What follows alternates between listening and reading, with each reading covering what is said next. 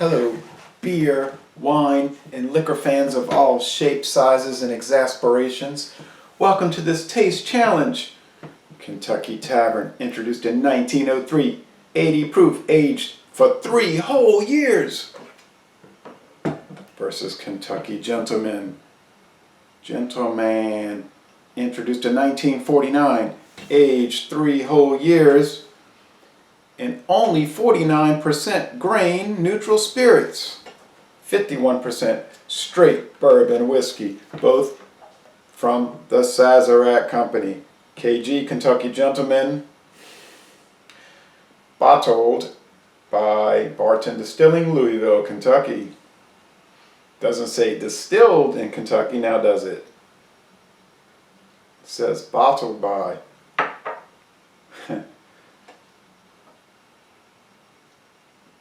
May as well. So we are going to put you out to pasture. Bye-bye.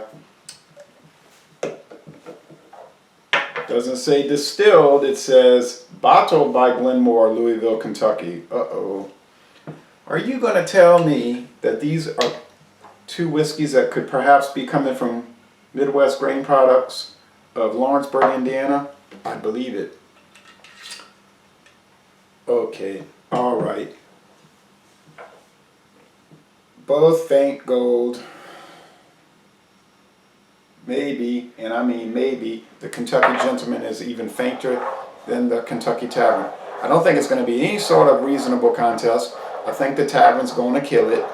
The Gentleman is fine. It's only about $8 a bottle. It is classified as a bourbon. Yeah, you can have a blend. You can be a blended bourbon. Now your opinion might be, well, that's insipid and wrong.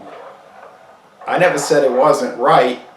I mean, I never said it was right, and I never argued that it was wrong. But it sells, people buy it. Oh well, who's worried about it? All right, the Tavern is straight Kentucky bourbon whiskey, which may even be distilled in Kentucky, but probably from Indiana. Anyway, going on. Wood, vanilla, the aroma commonly associated with whiskey, the sweet caramel, light brown sugar, etc. You know, what you'd expect. The aroma of vapid nothingness. You know what I mean? There ain't nothing happened. I guarantee you this is a Kentucky Gentleman. And this is Kentucky Tavern. Not a contest.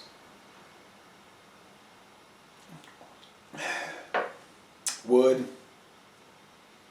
charred wood, the caramel, the bourbon flavor, right? But it's so light and mellow and nice. If you want a bolder flavor, go get some Evan Williams, but it's not harsh. If you want a harsh, I meant to say even more bolder flavor, go get some Jack Daniels.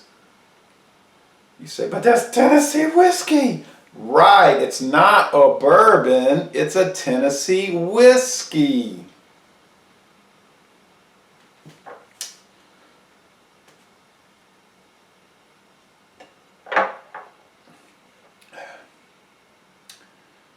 But really, it's a Tennessee whiskey style bourbon.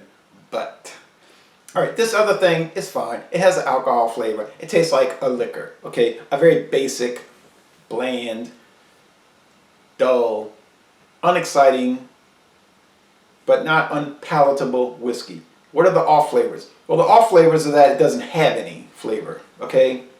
This is like the ultimate mixer. You buy it because it's super cheap and you make mixed drinks with it, okay? You're only buying it for the 80 proof. You're not buying it for the exotic and just deep speculative 33rd degree flavors, okay? So obviously Kentucky Tavern wins very easily. This was not much of a challenge. I knew that from the get-go. Kentucky Tavern, a very good value.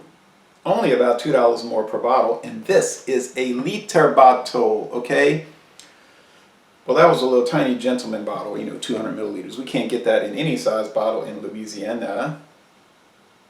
Oh, look.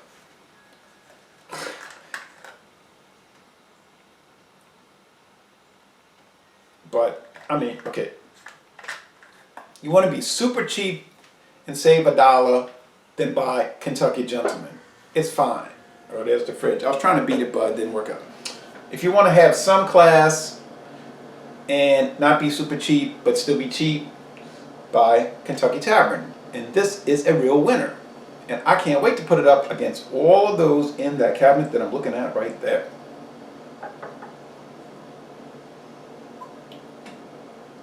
So no contest, for no real contest.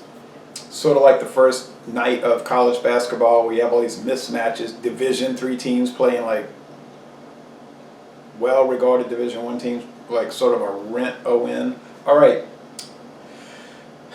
Thank you for watching this Taste Challenge mid-morning recorded video production.